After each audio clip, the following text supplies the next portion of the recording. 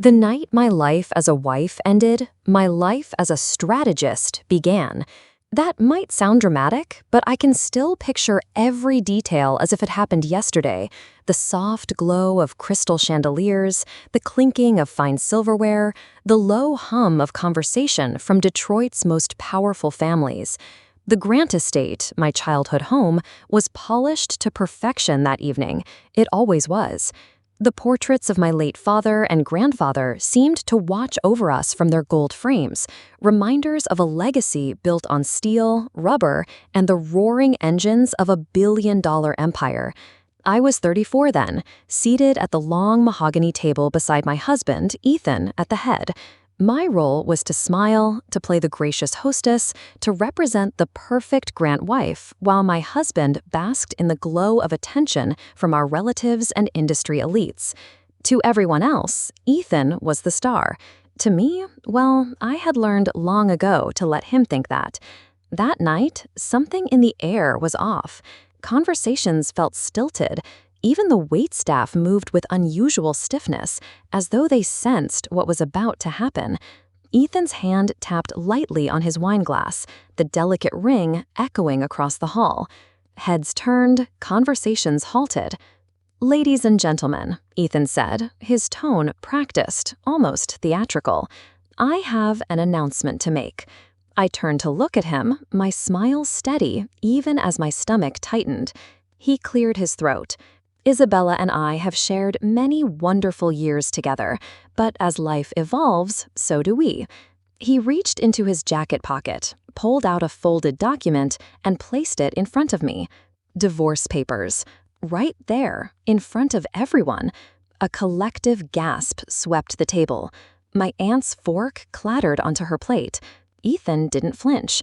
I'm moving forward with someone who understands me, someone who shares my vision for the future. At his cue, a pair of double doors opened, and she walked in. Sabrina Carter. She was flawless, silky black dress, perfectly styled hair, the kind of poised beauty that drew every eye in the room. Sabrina didn't speak. She didn't have to. She simply glided to Ethan's side, resting a perfectly manicured hand on his arm while lowering her eyes like a modest debutante. Ethan's smile widened. Sabrina represents the future I've always dreamed of. Together, we'll build something extraordinary. He looked back at me, his voice dropping into something colder. "Isabella, you've always been content to live quietly. Sabrina understands ambition." Quietly. That word. It landed like a slap. The room buzzed with whispers. I felt dozens of eyes on me, waiting for the show, the tears, the rage, the public humiliation they could gossip about for weeks. But I didn't give them the satisfaction. My hands clenched in my lap beneath the tablecloth, the only sign of the storm brewing inside me. Outwardly, I was marble, smooth, unshakable. I glanced at Sabrina, whose lips curved into the faintest, most infuriating smile, and then at Ethan, who looked smug and certain he'd just played the winning hand. I stood slowly, the chair's legs scraping softly against the polished wood floor. "Thank you all for coming," I said, my voice calm and even. "Please, enjoy the rest of the evening." And then I walked out. No tears, no raised voice, just the measured click of my heels against the marble foyer as I left the grand hall behind me. Behind me, I could feel Ethan's confidence growing. He thought my silence was surrender. That was his first mistake. From the doorway, I caught a glimpse of the crowd again. Relatives leaning toward one another, hungry for scandal. Sabrina leaning closer to Ethan, whispering like they'd already won. They had no idea who they were dealing with. As I reached my car, the night air cool against my skin, my jaw unclenched, and a smile, sharp, cold, and real, finally spread across my face. He thought he was walking out on a housewife with nothing. I say now, 10 years later, from the corner office where I truly belong. What he didn't know was that he'd just handed me the perfect opportunity to destroy him. If you're into real stories like this one, the kind filled with messy twists, shocking betrayals, and the kind of revenge they never show on highlight reels, go ahead and subscribe. And if you're sticking around to see just how completely Ethan's world unravels, you should definitely be subscribed, because this is only the beginning. People always assume power looks loud. They think it comes with headlines, speeches, and your name etched on the front of some glass skyscraper. My father taught me the opposite. Power is safest when it's invisible, he used to say, his voice steady and low, as if he were sharing a secret that could change the world. I grew up in a house that smelled of motor oil and Sunday roast dinners. My father, Charles Grant, started Grant Motors with nothing but a rented garage, a handful of used tools, and a vision that Detroit's auto industry had grown complacent. While other companies fought over luxury cars and high-end designs, my father focused on durability, innovation, and the working families who needed vehicles they could rely on. By the time I was 10, Grant Motors had gone from a small local shop to a national contender. By 15, my weekends weren't spent at malls like other girls my age. They were spent walking factory floors, watching sparks fly as welders shaped frames, listening to engineers talk about torque and gear ratios like they were poetry. My father never treated me like I was just a daughter.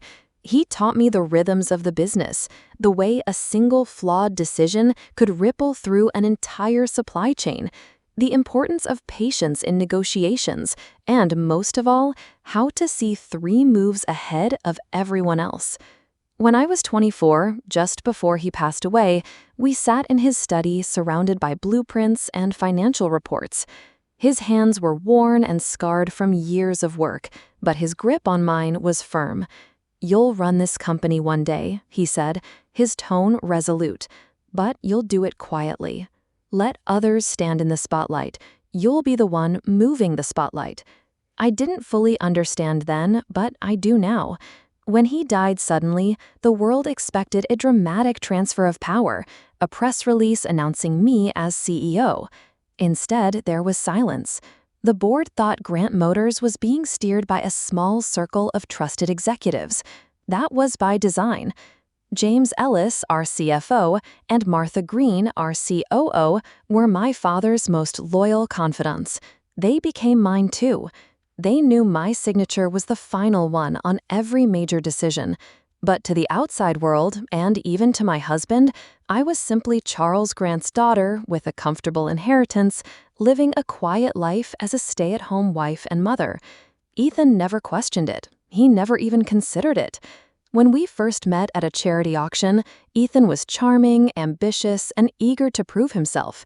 He came from a respectable middle-class family, nothing like the old money dynasties surrounding Detroit's auto elite.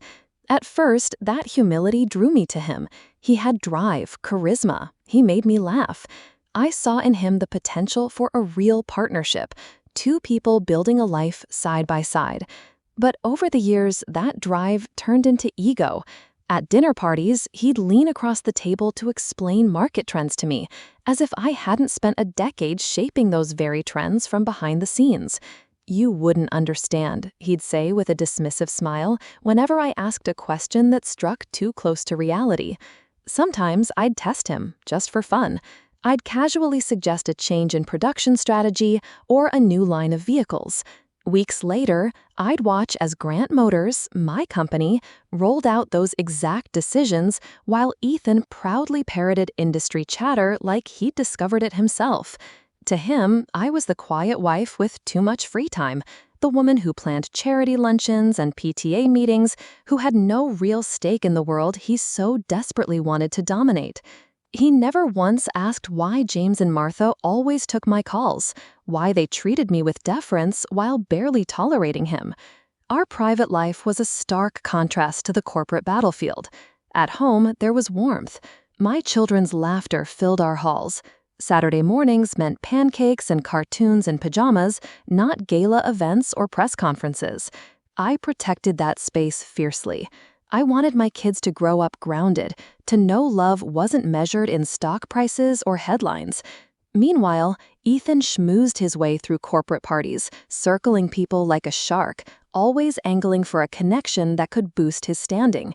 I would watch from the edge of the room, sipping my wine, hiding my smirk, knowing the entire ladder he thought he was climbing belonged to me. He thought I was silent because I had nothing to say. The truth? I was listening, watching, calculating. And while Ethan strutted like a peacock, basking in borrowed light, I quietly built an empire brick by brick, signature by signature. As I look back now, I almost pity him. Almost. At 34, he believed he was on the cusp of greatness. At 44, I know the truth. I was always there, I whisper to myself now, staring out from my corner office at the Detroit skyline. Silent, steady, watching. He thought he was climbing. He never realized the ladder was mine. People like to imagine betrayal comes with fireworks, a screaming match, dramatic revelations, maybe even a slap across the face. In reality, it's quieter. A phone screen turned slightly away. A smile that doesn't quite reach the eyes. The scent of a perfume you don't wear lingering on his coat. Ethan began to disappear long before he actually left. It started with late-night calls he took on the balcony, voice low and clipped, always ending with, "I'll take care of it." When I asked, he'd wave me off with a charming grin and a vague excuse about business deals. At first, I believed him, or maybe I wanted to. We lived in a house most people would consider palatial, a modern glass and stone estate overlooking a private lake in Bloomfield Hills. But that winter, the house felt cavernous. Too many rooms echoing with silence, too many dinners where the only sound was the faint buzz of Ethan's phone lighting up beside his wine glass. I'd watch his face shift as he read the messages. Once, his mouth curled into a smile he didn't bother to hide. "Who's that?" I asked lightly, keeping my tone even. "No one," he replied, too quickly, reaching for his drink. "Just work stuff. You wouldn't understand." The words stung, but I didn't let them show. As the weeks passed, his distance grew bolder.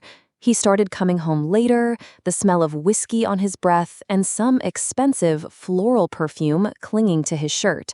He picked fights over nothing, the color of a tie I'd laid out for him, the menu I'd chosen for a charity dinner. "You don't get it, Isabella," he snapped one night, slamming his fist on the kitchen counter. "You've never understood what it's like to want more. You're just comfortable, predictable. The word lodged in my chest like a shard of glass. I didn't argue. I didn't even raise my voice. I simply turned back to stirring the sauce on the stove because silence is a weapon too, when wielded correctly. Then came the night he stopped pretending altogether. We were sitting in the living room, fire crackling, the children asleep upstairs. Ethan was standing by the window, his silhouette outlined against the snowy dark. He didn't sit down. He didn't reach for me. Instead, he cleared his throat like he was about to deliver a quarterly report. "I'm leaving you," he said flatly. The words hung there, suspended in the space between us. I didn't flinch. I didn't ask why. I just waited. "There's someone else," he continued, almost defiant now. "Her name is Sabrina. She's exciting, ambitious. She understands my dreams in a way you never have. My dreams, my father's company, my empire." But he didn't know that. "She makes me feel alive again," he said, his voice softening, almost reverent. "And honestly, Isabella, you've been holding me back for years. Sabrina sees my potential. She believes in me." He was so certain, so smug, that for a moment I wanted to laugh. Instead, I nodded once, slowly. "I see." He blinked, thrown by my calmness. He had expected tears, maybe even begging, but I gave him nothing. After that, he stopped hiding her. Sabrina appeared at charity galas on his arm, glittering in gowns I knew my company had paid for. At corporate mixers, he stood beside her, whispering in her ear while I watched from across the room, anonymous and silent. He never said my name in those spaces. It was as though I had been erased entirely, replaced by a younger, shinier version of myself. The tabloids loved them. "Detroit's new power couple," one headline read, beneath a photo of Ethan and Sabrina stepping out of a black car, his hand possessively on her back. I clipped the article and placed it in a drawer in my study. Not out of pain, but out of precision. Every piece of information was a move on the board, and I was already studying the game. People mistook my silence for surrender. They saw my polite smile and thought it meant defeat. What they didn't see were the calculations forming in my mind, the way my focus shifted from hurt to strategy. I had nothing to prove to Ethan, not yet. But the world he thought he was entering, the future he believed Sabrina was handing him, it was mine. And soon, he would realize that every step he took was one I allowed him to take. As I left one of those glittering galas, the echo of their laughter trailing behind me, I felt the cold February air bite my skin and whispered to myself, calm and certain, in the silence, he saw weakness. I saw opportunity. There's a particular stillness that comes after heartbreak, like the hush in the air right before a storm breaks. I'd been living in that stillness for weeks, moving through my days with practiced grace, smiling for the children, nodding politely to neighbors, showing up for charity events with perfectly pressed dresses and a smile so flawless it hurt my cheeks. Ethan thought I was retreating. In truth, I was waiting. On a gray March morning, I drove to Grant Motors headquarters for the first time in months. From the outside, the building was a monolith of glass and steel rising out of downtown Detroit, gleaming against the weak winter sun. It looked cold, unyielding, exactly the way my father had intended when he designed it, a fortress for an empire. Inside, the lobby was a cathedral of industry. Polished marble floors, walls lined with framed photos of our flagship cars, the subtle scent of leather and power in the air. Executives and assistants moved briskly, murmuring greetings as I passed. Most of them didn't know who I truly was. To them, I was just Mrs. Grant, polite, quiet, the wife. James Ellis, our CFO and one of my father's most trusted protégés, was waiting in my private office upstairs. James was in his late 50s, trim and composed, with the steady demeanor of a man who had spent decades keeping powerful secrets. He was one of the few people alive who knew my true position. We sat across from each other at the heavy walnut table, a relic from my father's days. As we reviewed quarterly reports and new marketing strategies, James chatted about staffing changes, his tone casual. And of course, we've been seeing great results from that new East Coast marketing hire, he said, flipping through a folder. Sabrina Carter, bright, ambitious, the team likes her. The pen slipped from my fingers and clattered softly onto the table. Pardon? My voice was even, though my pulse thundered in my ears. James looked up, puzzled. Sabrina Carter? She's been with us about 6 months now. Mid-level manager, works under the regional VP. Sharp girl, very driven. My breath caught, a silent gasp. Sabrina. Ethan's Sabrina. For a moment, the room seemed to tilt.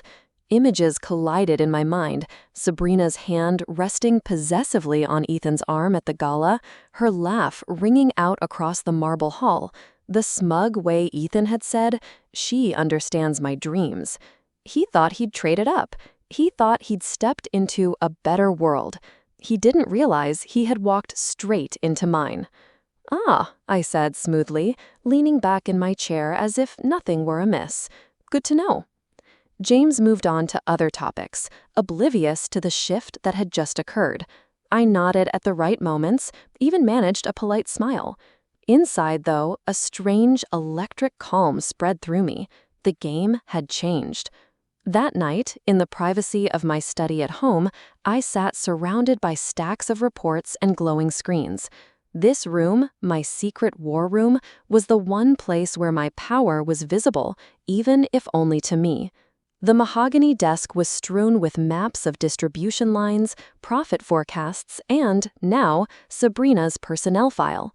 I read every line carefully, her education, her work history, her ambitions spelled out in neat corporate language. Ethan thought Sabrina was his ally, his ticket to the next rung of the ladder. He didn't realize she was already on my payroll.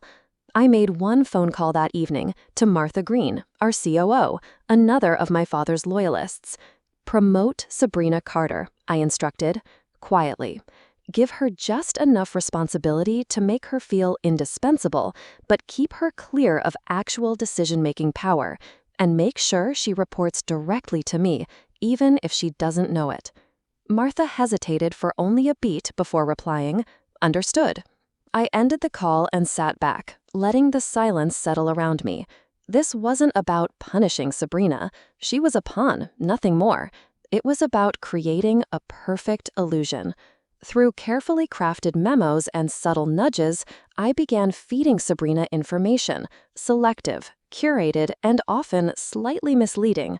Enough to make her seem brilliant to Ethan, enough to make him trust her completely. I didn't need to confront him. I didn't need to scream or demand answers. All I had to do was tilt the ground beneath his feet, 1 inch at a time. From his perspective, he and Sabrina were climbing together, building a future without me. From mine, I was already pulling the strings, shifting the pieces on the board until their future would collapse under its own weight. As I shut down my computer for the night, I caught my reflection in the darkened window. My face was calm, serene, powerful. "They thought they were moving forward," I murmured, a faint smile curving my lips. I was the ground beneath them, shifting 1 inch at a time. Some people think revenge comes in grand, fiery gestures, a public showdown, shouting matches, slamming doors. They don't understand that true revenge is quiet. It's patient. It's a whisper behind closed doors, a signature on the right document, a single phone call placed at the perfect time. Ethan thought he was orchestrating his victory. In reality, he was a piece on my board, and I was already several moves ahead. It began subtly. Sabrina, in her new role at Grant Motors, started to believe she was indispensable. I saw it in the reports she filed, the eager late-night emails she sent to senior management. She was competent, yes, but more importantly, she was ambitious and desperate to prove herself, especially to Ethan. From what my sources told me, Ethan was already pressuring her. "Push for access to the executive planning meetings," he told her one night, unaware a loyal employee was in the next room. "Get me the inside track on those new manufacturing contracts. If you want to build a future together, Sabrina, this is how we do it." Sabrina, starry-eyed and flattered, promised to deliver. And so, the information began to flow, straight into my hands. I carefully crafted the data Sabrina received. The reports she saw were precise but incomplete, a puzzle missing just enough pieces to lead Ethan into costly mistakes. At first, it was minor. A projected timeline here, a slightly inflated figure there. Sabrina would bring it to Ethan. He'd make a small decision based on it, and everything would seem to go well. Trust, like a fire, grows hotter the more it's fed. Ethan began to rely on her entirely, convinced her insider knowledge gave him an edge over the rest of Detroit's cutthroat auto industry elite. Meanwhile, I expanded the game. With Martha Green's help, we subtly rearranged departments within Grant Motors. Titles shifted, project codes were reassigned, memos were rewritten with just enough ambiguity to confuse Sabrina, but never anyone else. She never suspected the information was being curated specifically for her. Martha, ever discreet, would bring me updates each evening. "Ethan's pushing for that government contract," she said one night, sliding a folder across my desk. "Sabrina passed him the figures we prepared. He thinks it's a sure thing." I opened the folder, scanning the page. "Perfect," I murmured. "Let him believe it." Through my quiet guidance, Ethan funneled his resources into ventures that were destined to fail. A doomed partnership with a failing parts supplier, a speculative investment in electric vehicle technology that was years away from viability. On paper, it looked like Ethan was bold, innovative, a risk-taker. In reality, every move he made was a step deeper into quicksand.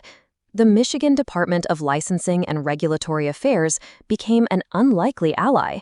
A single delayed approval here, a minor compliance issue there, all handled through official channels that looked entirely above board. Ethan raged at the bureaucracy, never suspecting the invisible hand behind those delays belonged to me. Sabrina, poor thing, was caught in the middle. She worked tirelessly to please him, thinking her career and relationship were both soaring. She never realized she was my unwitting messenger, carrying false hope straight to Ethan's eager ears.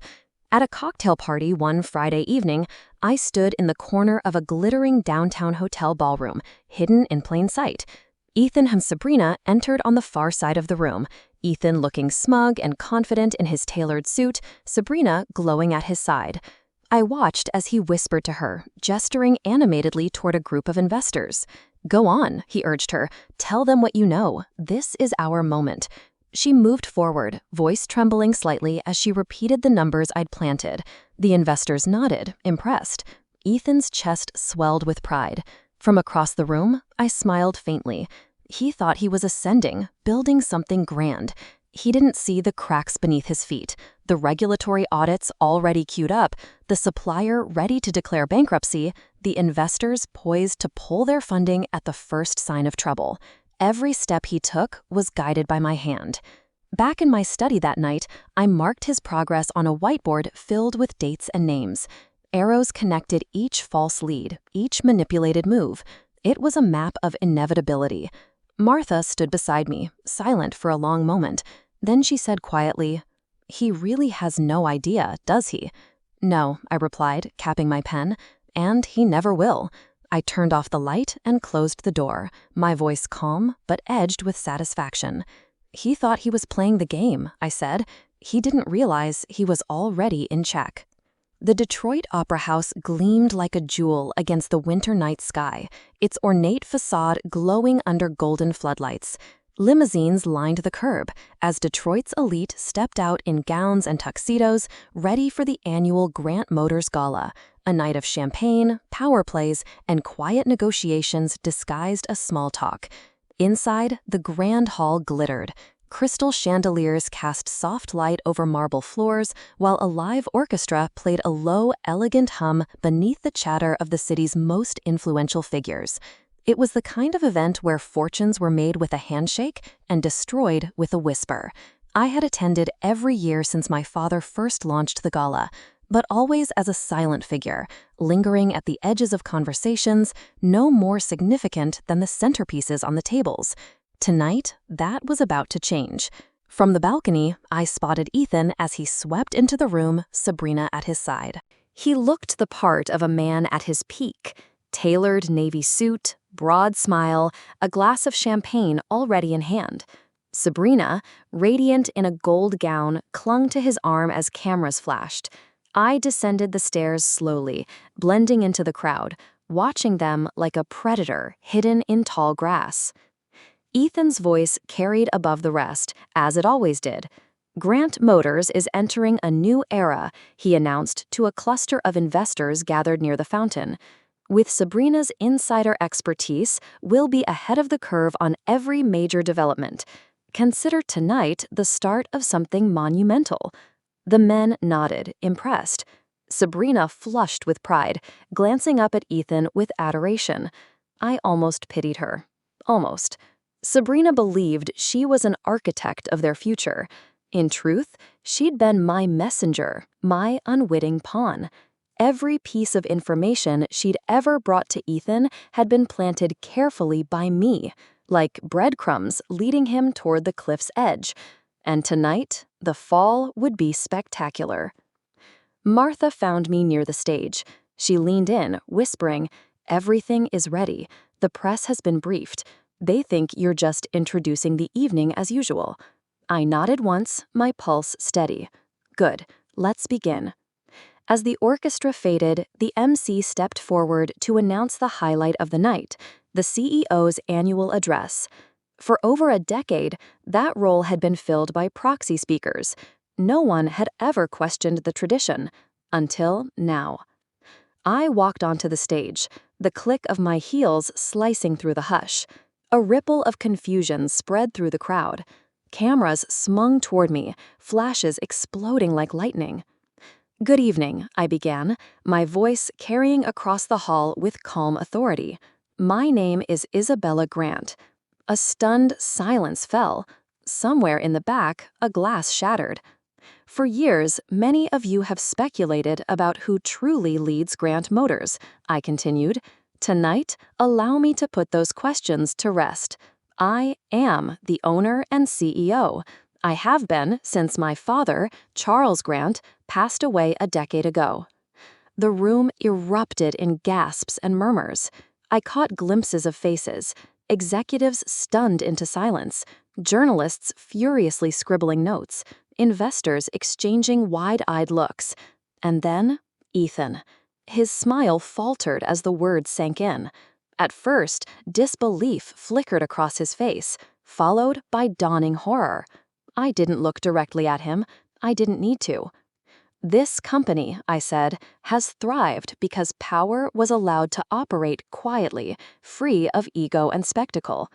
That era of invisibility ends tonight. Beside Ethan, Sabrina stood frozen. Her gaze darted between me and Ethan, confusion giving way to dread. In that moment, she realized the truth. She hadn't been climbing a ladder with Ethan. She had been standing on my foundation all along. Ethan's hands trembled. His voice cracked as he barked.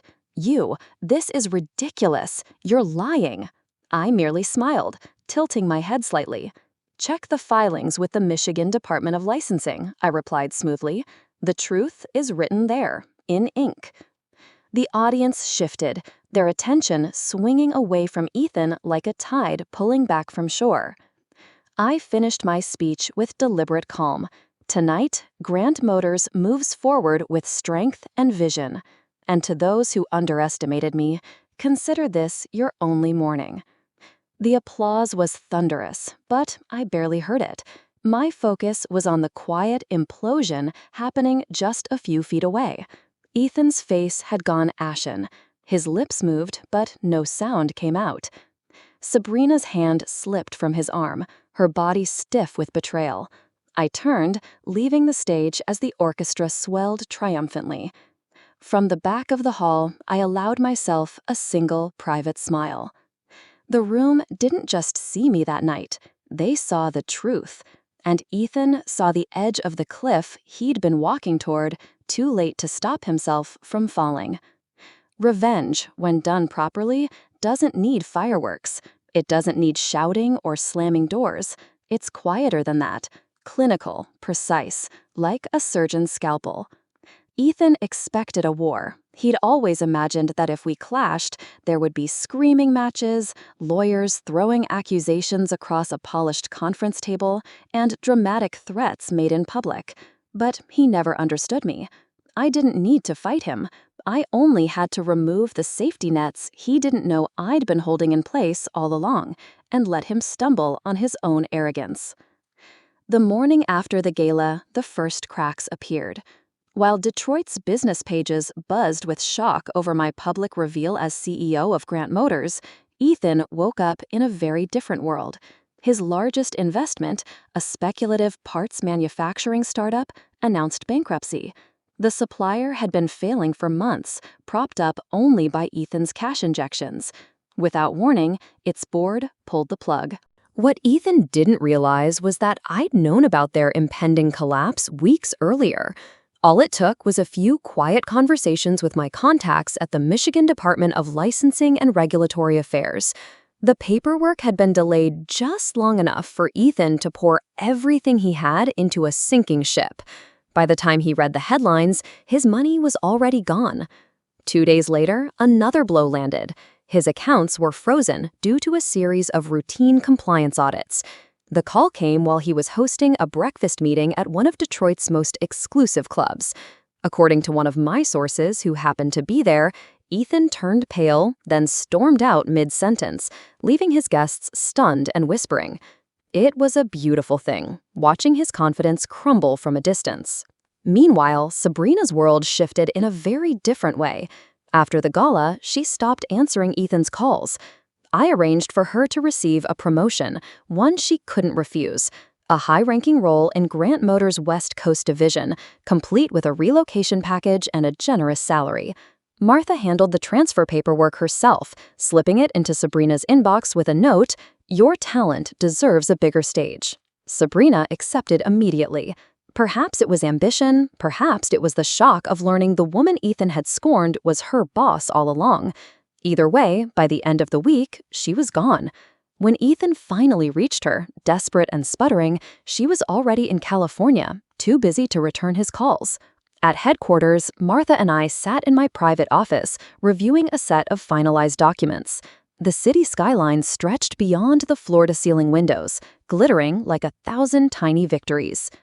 "His commercial licenses are officially revoked," Martha said, sliding the papers across the desk.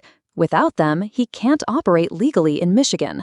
I signed the documents with a single stroke of my pen. "And his investors?" "Gone," Martha replied. "They pulled their support this morning after the compliance audits hit the news. He has nothing left." I leaned back, exhaling slowly. Perfect. From my vantage point, Ethan's fall was silent but absolute. His office lease was terminated due to unpaid fees, his so-called friends stopped taking his calls, deals he'd boasted about for months evaporated overnight. I never said a word to him through it all. I didn't need to. He thrashed and panicked in public while I moved in silence, each step carefully calculated, each cut delivered without leaving a fingerprint. One evening, I drove past his old office building. The once busy floor was dark, windows black and empty. A single eviction notice fluttered against the glass doors, illuminated by a lonely streetlight. I didn't stop. I didn't gloat. Instead, I drove home to my children, to a house filled with laughter and warmth, a stark contrast to the ruin I'd left behind. In my private study, I poured a glass of wine and marked the final step on my board. Ethan, finished. As I turned off the light, I whispered into the stillness of the room, more to myself than to him, I didn't need to strike him down. I only had to step aside and let him trip over his own arrogance. The Detroit skyline stretched before me, glowing against the late afternoon haze. From my corner office on the top floor of Grant Motors headquarters, the entire city seemed to hum beneath me. Factories buzzing, freeways streaming with headlights, a living testament to resilience and reinvention. 10 years ago, I'd watched this same skyline through tear-filled eyes, wondering how I would survive the wreckage of my marriage. Now, I saw it for what it truly was.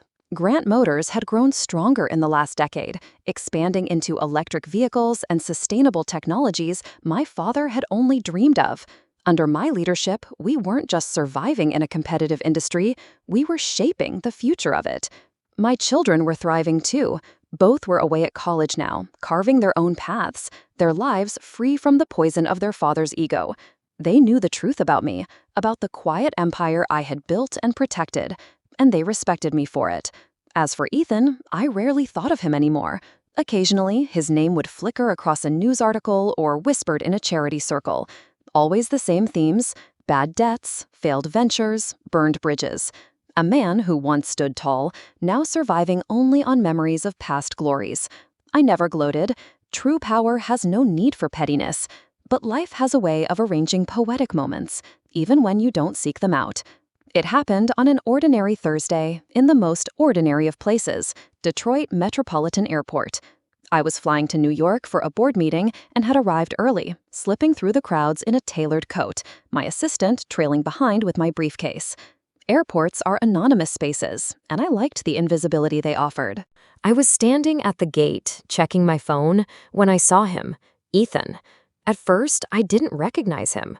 His shoulders slumped beneath an ill-fitting jacket, his once carefully groomed hair now shot through with gray. His face was hollow, the confident gleam in his eyes long extinguished. He looked small. He saw me at the same moment. For a heartbeat, neither of us moved. Then, slowly, he walked over. "You?" he rasped. His voice was rough, as if he hadn't spoken in days. "You did this to me." I didn't respond, letting the silence stretch between us. Passengers bustled around us, oblivious to the history hanging in the air. Ethan's hands trembled as he pointed at me. "You destroyed me, Isabella." His words were both accusation and plea, the desperate cry of a man who still couldn't fathom how his world had crumbled. I tilted my head, regarding him with the same calm I'd cultivated over the past decade. No, Ethan, I said softly, my voice steady. You destroyed yourself. I just refused to be erased. The truth landed like a quiet blade. His mouth opened, then closed again. There was nothing left for him to say. I glanced toward the boarding gate, where my flight was being called. Goodbye, Ethan, I said, not unkindly. Take care of yourself. And then I turned and walked away, my heels clicking against the polished tile, leaving him standing alone amidst the faceless crowd. As the plane lifted into the sky, I looked down at the glittering city below. Detroit had been the battlefield for both my greatest heartbreak and my greatest triumph. I thought of my father, of the lessons he'd taught me about patience, strategy, and the power of staying unseen until the moment was right to reveal yourself. He'd been right. Power is safest when it's invisible. But tonight, as the clouds swallowed the city, I allowed myself a private smile. Ethan had thought that leaving me would make him powerful, that Sabrina would be his key to greatness, that I would fade quietly into the background while he built a future without me. He never realized the truth. He hadn't walked away from me. He'd walked straight into my world, and I had let him drown in it.